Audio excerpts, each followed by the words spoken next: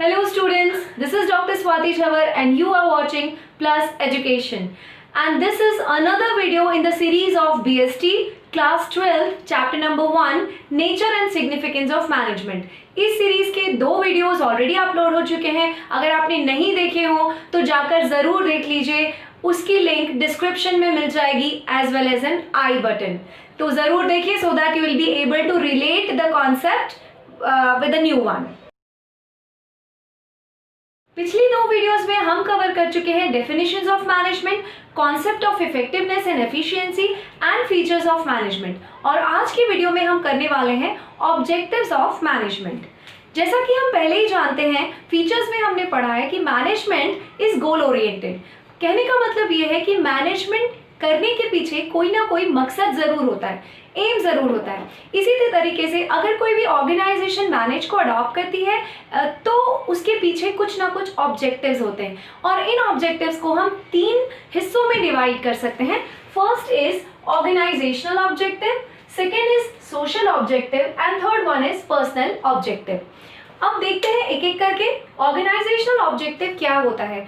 Organisational objective का मतलब ये है कि ऑर्गेनाइजेशन से जुड़े हुए सारे लोग जिनका भी इंटरेस्ट ऑर्गेनाइजेशन में लाई करता है, कहने का मतलब ऑर्गेनाइजेशन के जितने भी स्टेक होल्डर्स हैं, सबके बेनिफिट के लिए जब कुछ काम किया जाता है तो हम उसको ऑर्गेनाइजेशनल ऑब्जेक्टिव बोलते हैं. इन सिंपल वर्ड्स हम ये समझ सकते हैं कि जब भी ऑर्गेनाइजेशन खुद के बेनिफिट या अपलिफ्टमेंट की बात करती है तब हम ये कह सकते हैं कि वो ऑर्गेनाइजेशनल ऑब्जेक्टिव्स की बात हो रही है. इसको फर्दर 3 हिस्सों में डिवाइड किया जाता है, सर्वाइवल, प्रॉफिट एंड ग्रोथ. देखिए, जब भी कोई ऑर्गेनाइजेशन काम शुरू करती है, first of all they have to fight to survive in the competitive world. Business में बहुत ज़्यादा कॉम्पिटिशन होता है, इसलिए ऑर्गेनाइजेशन को सबसे पहले सर्वाइवल स्टेज को क्लियर करना पड़ता है.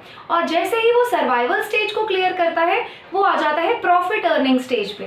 तो प्रॉफिट अर्निंग जहाँ शुरू होती है वहाँ एक लेवल तक प्रॉफिट अर्निंग होती है. उसके बाद ऑर्गेनाइजेशन प्लान करता है उसका expansion, may be with another branch, और जो एग्जिस्टिंग बिजनेस है उसको ही बढ़ा करके. तो कहने का मतलब हमको अगर किसी केस स्टडी में जज करना है कि ऑब्जेक्टिव ऑर्गेनाइजेशनल है या नहीं, तो हमें देखना होगा कि क्या ये सर्वाइवल, प्रॉफिट और ग्रोथ की बात कर रहा है. अगर कर रहा है तो इसका मतलब ये है कि ये ऑर्गेनाइजेशनल ऑब्जेक्टिव के बारे में कह रहा है. अब बात करते हैं सोशल ऑब्जेक्टिव की. जब हम सोशल ऑब्जेक्टिव की बात करते हैं तो हम देखते हैं कि क्या हम सोसाइटी के इंटरेस्ट में बात कर रहे हैं.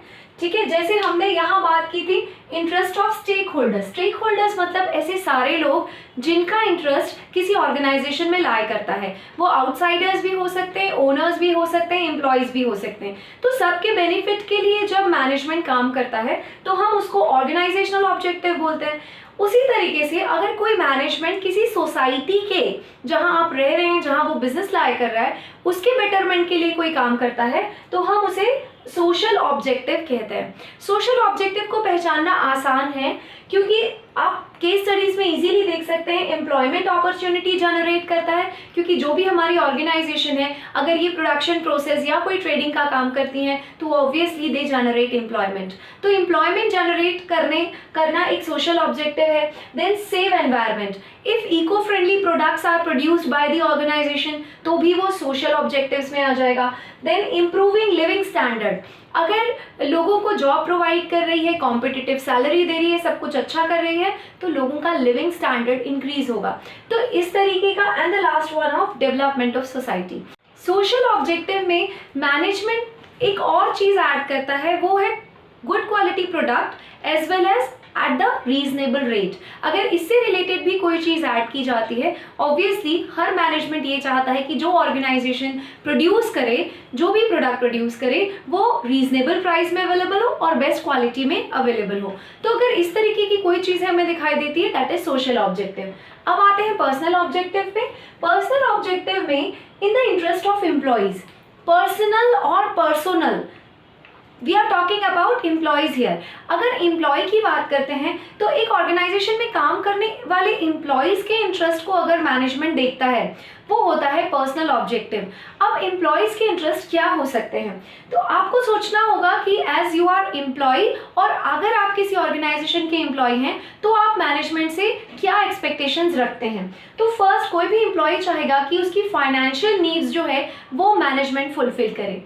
सेकेंड आएगा उसकी सोशल नीड्स। सोशल नीड्स से मतलब यहाँ है कि उसके काम को रिकग्निशन मिले, एप्रिसिएशन मिले, जिससे कि वो और मोटिवेट हो। तो मतलब किसी भी तरीके का रिकग्निशन या फिर अवार्ड, ये सब सोशल नीड्स में आ जाएगा। एक गुड एटमॉस्फेयर जहाँ वो अच्छे हेल्दी एटमॉस्फेयर में कलीग्स के साथ काम कर सके, ये भी उसकी एक्सपेक्टेशन होती है मैनेजमेंट से। देन आता है personal and career development. After all these एक एम्प्लॉय चाहता है कि उसको ट्रेनिंग मिले, उसका बेटरमेंट हो और होलसम डेवलपमेंट हो, वो करियर को प्लान कर सके, प्रमोशन के चांसेस मिले। तो ये सारी चीज़ें अगर हम देखें तो एक एक्सपेक्टेशन है एम्प्लॉयज़ के व्यू से। अब शॉर्ट में मैं आपको ट्रिक बताती हूँ केस स्टडी क्रैक करने की। तो अगर किसी केस स्टडी में सर्वाइवल, प्रॉफिट या ग्रोथ की बात की गई है तो हमको एक ऑर्गेनाइजेशन के व्यू से हम मैनेजमेंट से क्या चाहते हैं, तो ऑब्वियसली किसी ऑर्गेनाइजेशन का settlement, that means survival, then profit earning, then growth. तो वो आपका ऑब्जेक्टिव हो जाएगा organisational objective. On the other hand, अगर केस स्टडी में कहीं ऐसा बेनिफिट दिखाता है जो सोसाइटी का है, that means you have to think like a consumer, और कंज्यूमर बनकर आपको सोचना होगा कि आप मैनेजमेंट से क्या चाहते हैं। तो बीइंग कंज्यूमर आप क्या चाहेंगे, eco friendly product, good quality product at a reasonable price, ठीक है, अपॉर्चुनिटी, एम्प्लॉयमेंट अपॉर्चुनिटी की बात कर सकते हैं, डेवलपमेंट ऑफ सोसाइटी की बात कर सकते हैं, लिविंग स्टैंडर्ड अपरेजमेंट की बात, अपलिफ्टमेंट की बात कर सकते हैं। तो ये सारी चीज़ें आप एक कंज्यूमर के व्यू से मैनेजमेंट से एक्सपेक्ट करते हैं, तो इन सब को हम मानेंगे social objective. And at last personal management की, पर्सनल ऑब्जेक्टिव की बात करें अगर हम, तो हमको एक एम्प्लॉय के व्यू से समझना होगा कि एक एम्प्लॉय अपने ऑर्गेनाइजेशनल मैनेजमेंट से या ऑर्गेनाइजेशन के मैनेजमेंट से क्या एक्सपेक्ट करता है। तो वो ये चाहता है कि उसे फाइनेंशियल ग्रोथ मिले, एटलीस्ट उसकी फाइनेंशियल एंड सोशल नीड पूरी हो, उसके काम को रिकग्निशन मिले, ट्रेनिंग एंड प्रमोशन के चांसेस हो जाएं। तो ये व्यू होगा एक एम्प्लॉय की तरफ से, ठीक है। इसको और हम बेटर समझते हैं with the help of case study. Case study को सॉल्व करने का सबसे अच्छा तरीका है, सबसे पहले लास्ट लाइन पढ़ें, जिससे हमें ये पता चल जाता है कि हमें केस स्टडी में सर्च क्या करना है। यहाँ केस स्टडी में लिखा है, is the management of H Tech limited fulfilling its objective, justify your answer by quoting the lines from the above. कहने का मतलब हमें हमें यहाँ ऑब्जेक्टिव्स ढूंढने हैं मैनेजमेंट के, और साथ में वो लाइंस भी कोट करनी है जिनसे हमें ये ऑब्जेक्टिव समझ आ रहे हैं। चलिए सबसे पहले लाइन देखते हैं। H Tech limited is a company producing IT services. IT service provide करने वाली company H Tech limited. The company's profit enough for survival and growth. The management of the company believes that the satisfied employees creates a satisfied customer who in turns create profit that leads to satisfied shareholder। इन तीन लाइनों से हमें ये पता चलता है, इन तीन line से हमें ये पता चल जाता है कि यहाँ बात हो रही है प्रॉफिट, सर्वाइवल एंड ग्रोथ की। अपार्ट फ्रॉम दैट, कंपनी से जुड़े हुए जितने भी लोग हैं, वो एम्प्लॉयज हों, कस्टमर्स हों या फिर शेयर होल्डर्स हों, सारे स्टेक होल्डर्स की बात हो रही है। तो हम इजीली समझ सकते हैं कि दिस इज ऑर्गेनाइजेशनल ऑब्जेक्टिव। चलिए आगे देखते हैं। So it pays competitive salaries and perks to all its employees. All the employees are happy working in the organization because the personal growth and development। यहाँ देखिए, मैंने आपको बताया था कि जब हम पर्सनल ऑब्जेक्टिव देखते हैं तो हम एम्प्लॉयज के व्यू से सोचते हैं और ये सोचते हैं कि एक एम्प्लॉय मैनेजमेंट से क्या एक्सपेक्ट करता है।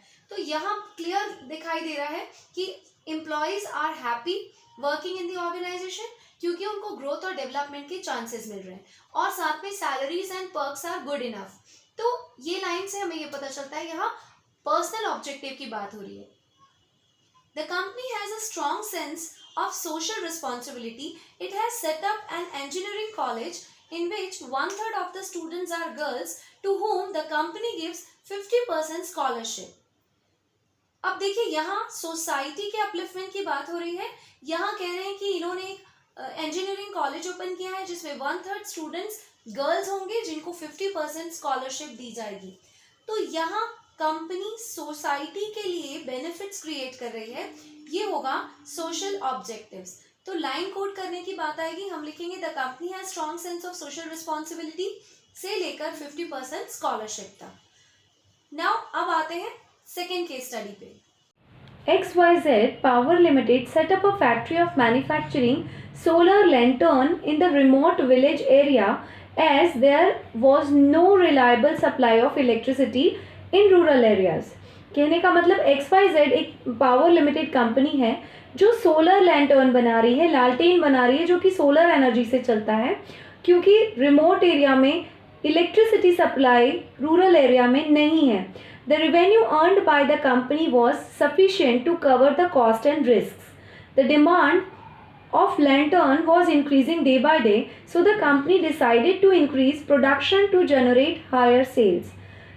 अब यहाँ कह रहा है कि कंपनी रिस्क और प्रॉफिट इजीली कवर कर पा रही है और साथ में दिन ब दिन इस तरीके के लैंटर्न्स की डिमांड बढ़ती जा रही है, इसीलिए जो कंपनी है वो प्रोडक्शन यूनिट एक्सपैंड करना चाहती है। For this, they decided to employ people from the nearby village as very few job opportunities were available in that area.